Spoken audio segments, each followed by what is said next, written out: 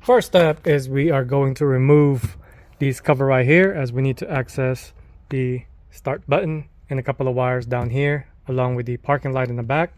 So we're going to go ahead and pop this off first and then move on to pop this off. Also need to take off this piece that goes right here. Be careful with this one, as this one's tight. This one kind of already broke. This was already like this prior to inspection, so luckily this one's not broken, so that's a good thing. Two screws have to come off and a couple of clips on the bottom. This panel just pops off with a bunch of clips. Make sure you use a plastic panel remover, that way you don't scratch up the whole piece. You can go ahead and remove the hood latch.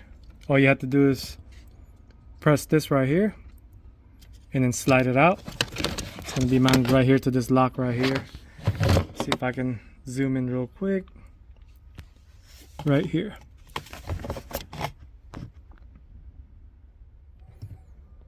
Go ahead and unplug the connectors. In this one, the middle button for the illumination for the dash, you have to slide this locking piece right here outward, and then you'd be able to press on the locking tab to release it. The rest is pretty much this for parking light. This is for the trunk button, and this is for, I believe, the air sensor. Simple plug stop right there. Go ahead and remove this and put it aside. For this metal plate, it's held by 4 10mm, 2 on both sides. Go ahead and release the metal piece, and now we have access to all the plugs and connectors that we need. Now that we got the driver's side all taken apart, we're going to move on to the glove box. We do need to access the CAN bus connectors on this side to plug it into. So we're going to go ahead and take everything out, put it on top of the dash so nothing gets damaged. That way it'll go back in the same way it came out. To remove the glove box, there's going to be this cable right here that's attached to here. So all you got to do is push it down and then towards out to release it. And then these two stoppers right here, you're going to pinch it inward to release from this location. So you're going to move it this way on both sides, and this just pops off from 4 hooks, and then put this aside. Before you can take the glove box out, go ahead and pop this side cover just like we did on the driver's side. There's going to be 1, 2, 3, 4, 5, 6 screws before this thing can release. Like I said, go ahead and pop this off first and then move on to taking this off. Go ahead and pop the side cover as well to reveal the 1 screw right here in the bottom. I thought there's only going to be 1 screw right here. There's actually a secondary one up top, so go ahead and remove that as well. I prefer to take the whole glove box off, that way I have all the room I can think of and need. And before you can even take the glove box out, you do have to pop these clips off.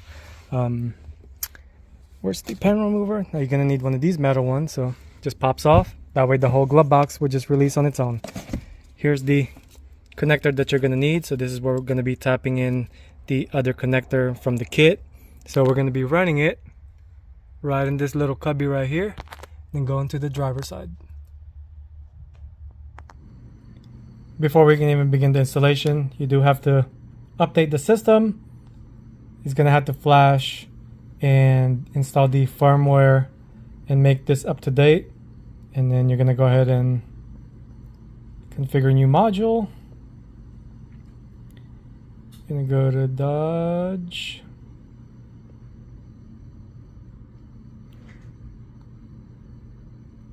(2022) Challenger. Push start. We're going to go ahead and turn on the drone. That way whenever he adds it in the future, it's already on. And the firmware is pretty much the most current. So we're going to go ahead and keep moving to the settings and show you what that looks like. We're going to go ahead and enable the 3x lock. The alarm is not going to be used in this, so we're going to leave it disabled. Runtime for 15 minutes. As far as all these settings, they're all pretty much set to where they need to be. The only thing I do change is, let me see if I can get it focused real quick. The secure takeover, I give it at least 3 minutes. Lock, lock, lock for the command.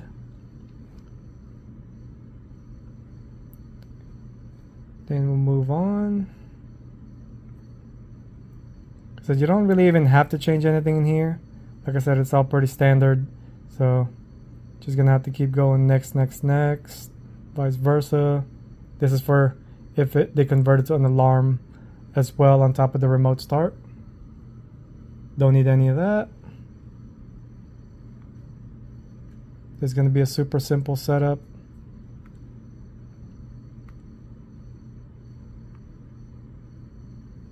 I always turn off the hood and change it to analog. I know Hondas are notorious for the hood to go bad. It won't allow it to remote start, so I just kind of turn them off all the time.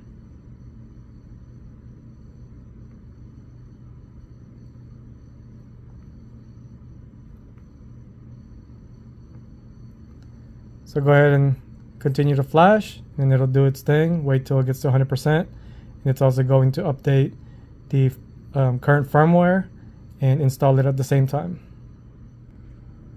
Important information, it's not going to work on the police package, so if yours is a police package, don't even bother, as it's not going to work. Besides that, if it's just a normal Challenger, you should be good to go to proceed. It's going to do its thing. It finished the first process of the firmware. Now it's updating the module, so it's up to date. This is a two-stage programming, meaning you will have to save the information of the key as a first step, take the module back out, hook it up to the computer again, and it'll decrypt the key, so it'll allow it to remote start. So that's why it's called a two-stage programming. So, and it's also obviously clone. So I'm going to show you what that looks like once I have everything plugged in, and show you what this clone actually have to do.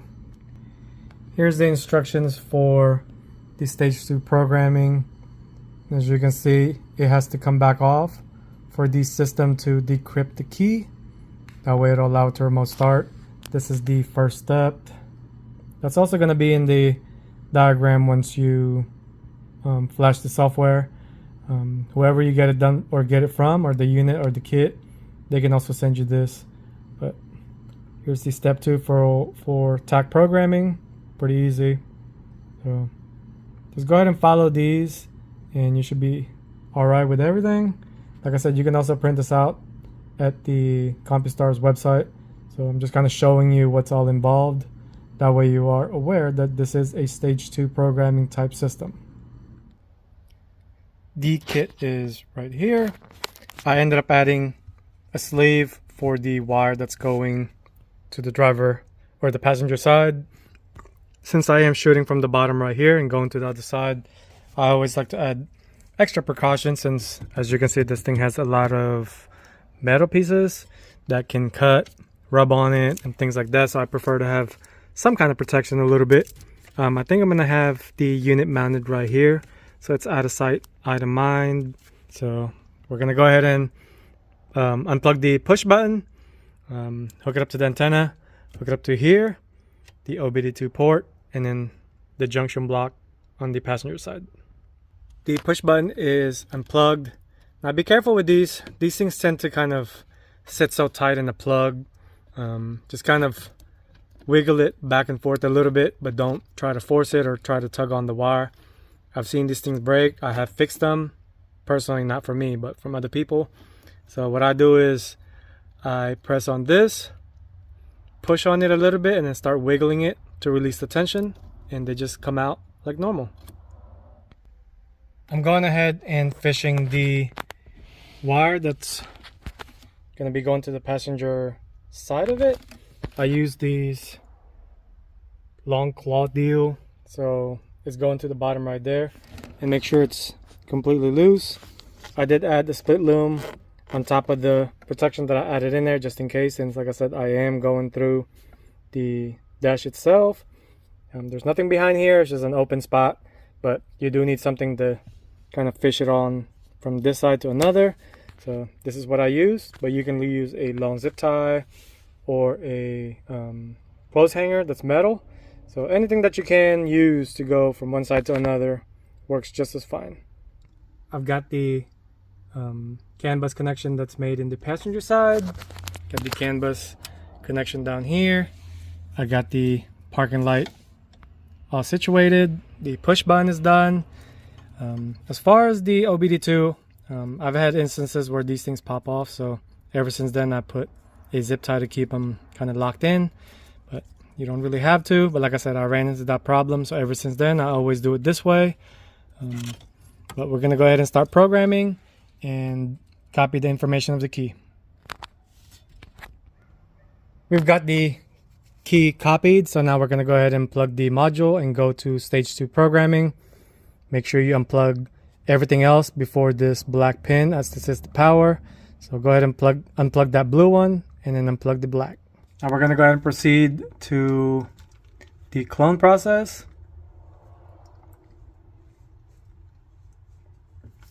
This one does take a while sometimes, so just kind of bear with it. And it's gonna do its thing. Once it gets to 100%, we're gonna go ahead and plug it and then go back to the vehicle. The clone process is completed. I've got everything plugged in temporarily. So before I clean all that up, I'm gonna go ahead and test it out.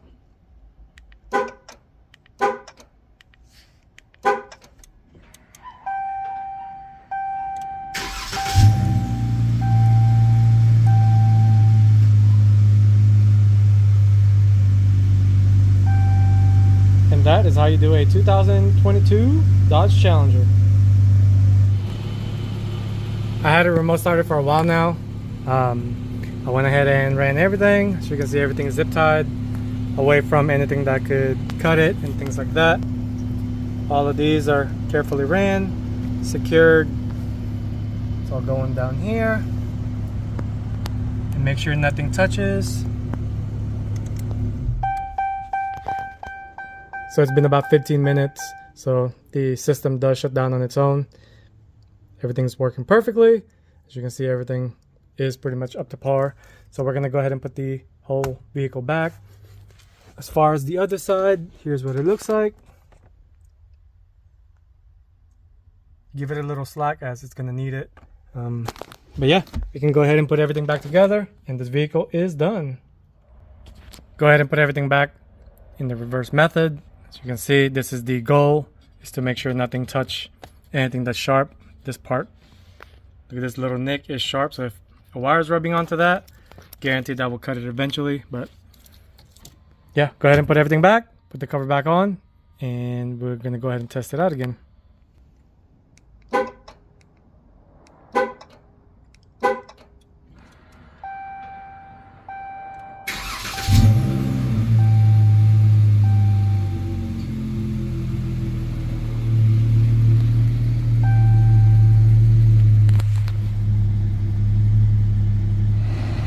Since this system, you do have to press the lock 3 times, which it'll honk the horn 3 times, obviously.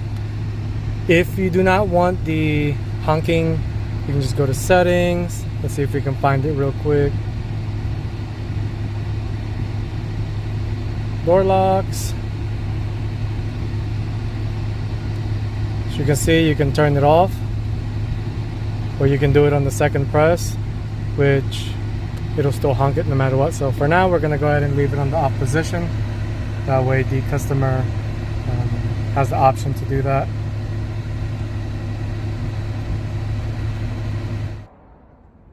Here is the no honking.